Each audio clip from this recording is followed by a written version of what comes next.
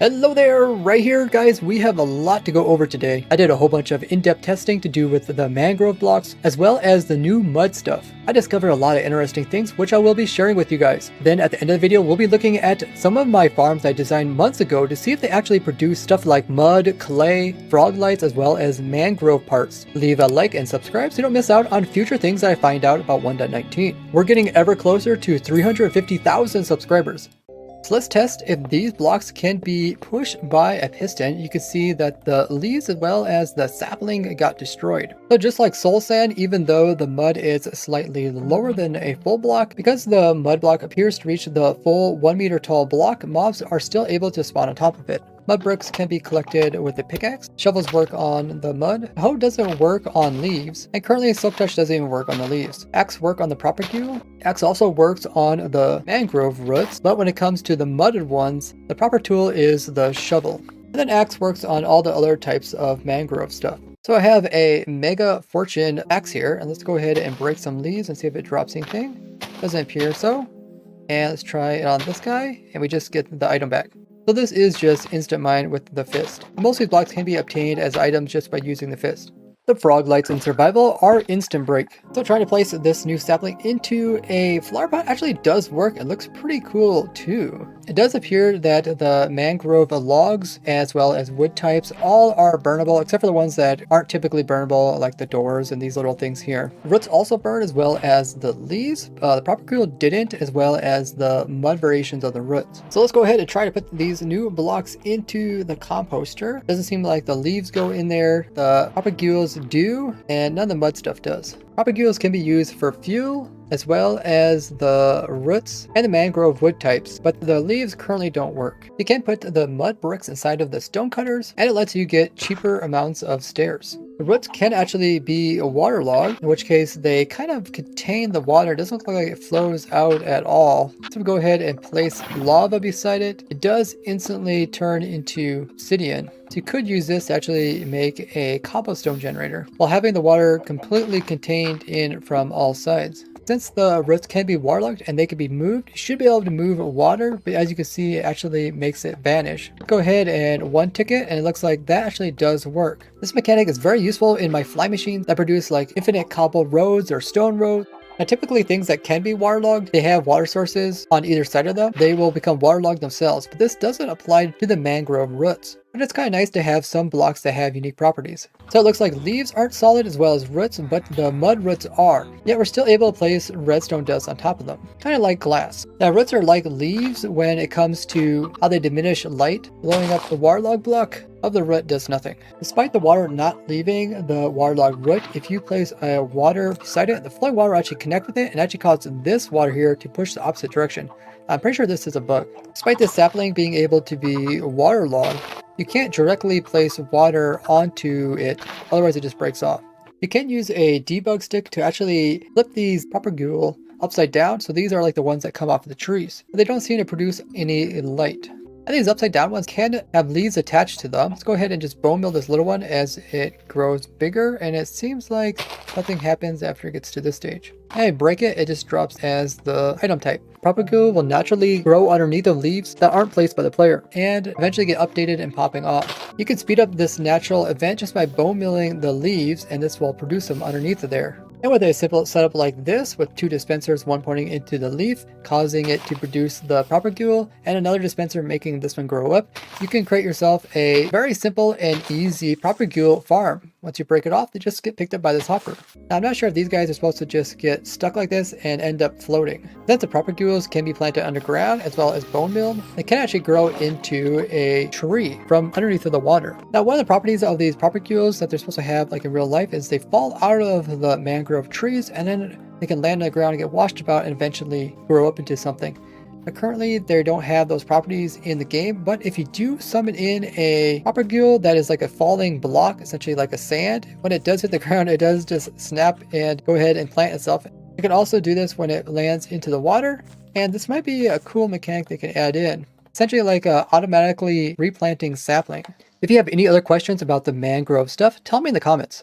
So blowing up mud, it's actually pretty weak to blast. Here goes packed mud, and it's actually pretty blast resistant. And mud bricks are also resistant. Mud roots are pretty weak, but the leaves are weaker. The roots themselves are also fairly weak. Now, despite the new mangrove forests have their entire floors made out of the new mud blocks, currently moss blocks don't actually convert it over into moss, but it probably will since it is like a natural block.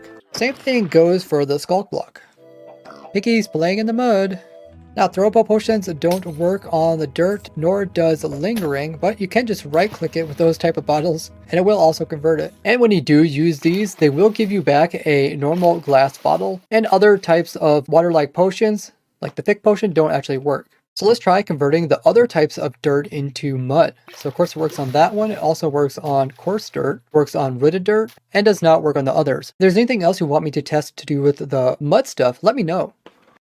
So I'm here at my mud and clay farm to be. Currently it's a azalea tree farm. It does rooted dirt. I also do grass blocks and mycelium and a bunch of other things, including like stone, cobble, bone meal, and enderman and pearls. But the main thing that this thing is supposed to do in 1.19 is it's supposed to convert the dirt that I have being produced over here and then convert it into mud, and then have the mud dry out and be converted into clay blocks, meaning it could be a mud farm or a clay block farm. Both of them can be picked up by endermen, and that's what I'm using to collect these items. Now, I actually designed this farm 5 months ago before we even knew it would be possible to automate the process of turning dirt into mud, and I just guessed that they would use dispensers and water bottles, and it turns out that's exactly what they did, and that's exactly how I designed this farm up. But currently it doesn't look like the dripstone drying mechanic is in the game yet, so it can produce mud, but it won't produce the dried out version, which is the clay. The way my automatic mud farm works is it all starts over here at this stone generator. The stone is then pushed into the center here, where it's converted into moss. This is done using dispensers and pistons. Then azalea is planted on top. That is automatically grown into an azalea tree. And when this happens, notice that the moss block is then converted into a rooted dirt. Now for my dirt version of this, or grass block or mycelium, I would have the player AFKing with a hoe or spade to convert this into dirt. But since rooted dirt can even be converted into mud, this machine is infinitely automatic without a player.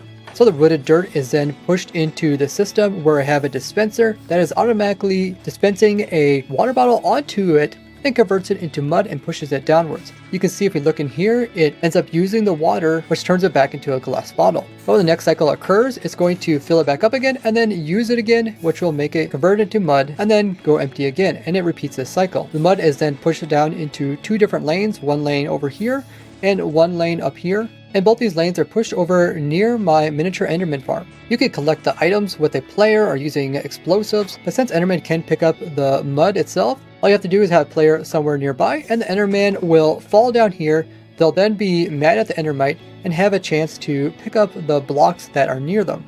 Notice that this guy just picked up one of the mud blocks and he's holding it currently in his hand. Then I have the endermen fall to their death, where they will drop any items that they're holding, including the mud blocks. Then you just put down some hoppers underneath and put all their items into your storage collection. So you can either run this farm infinitely automatic with a player, with this setup here, or by using this version of the farm, which is playerless. I also have other 1.19 farms, including this one, which produces all the different types of sculk blocks, as well as I got a bonus warden farm. We also got the new frogs for Java, which I went ahead and updated my frog farm that I made a couple months ago. And with that means that we can go ahead and get the new froglight blocks, Orker, Verdant, as well as Pearlescent froglight. This is done by having a magma cube spawner, which you get from the bastions. Then the magma fall down into this powder snow. They eventually will die, bring it to the small ones, and these are where the frogs come in. They slurp them up and then they drop the new frog lights. The farm works really nice, and we just have a collection system with the hopper that picks up all the loot and puts it into the chest. I have a second version for the spawner type, which uses an iron golem to sort of pull all the magma cubes into one area before having them killed by the frogs. But if you want a really fast froglight farm, then you're going to have to build my magma cube farm, which I converted into the froglight farm, where these guys will spawn here in the basalt delta, where the player AFK up really high, so they concentrate right inside of here, and all of them are attracted towards this iron golem, and then they are killed off by the powder snow as well as the frogs, and then all they'll do is get collected and stored away in a hopper cart collection system. Now it seems like they added the frogs into Java Edition. They had them so they could jump much higher than Bedrock Edition. We actually had frogs that jump 7 meters high, which is like jumping 21 feet in real life. They also are much shorter, so they can end up going to areas where they didn't go in Bedrock Edition. The most challenging thing about Froglight Farm is just getting all 3 types of the frogs, that we get all 3 types of the lights. Don't worry, I'll eventually do tutorials on all of my 1.19 farms once the mechanics are finalized. Now check out this playlist all about rare items and blocks in Minecraft. Or this one where I'm trying to design an automatic farm for everything in the game of Minecraft. I had a real blast playing with all this new stuff during my Twitch streams, so make sure you guys join my Discord community so you don't miss out on those. Hope you're all having a great day, and I will see you guys in the next video. Bye bye!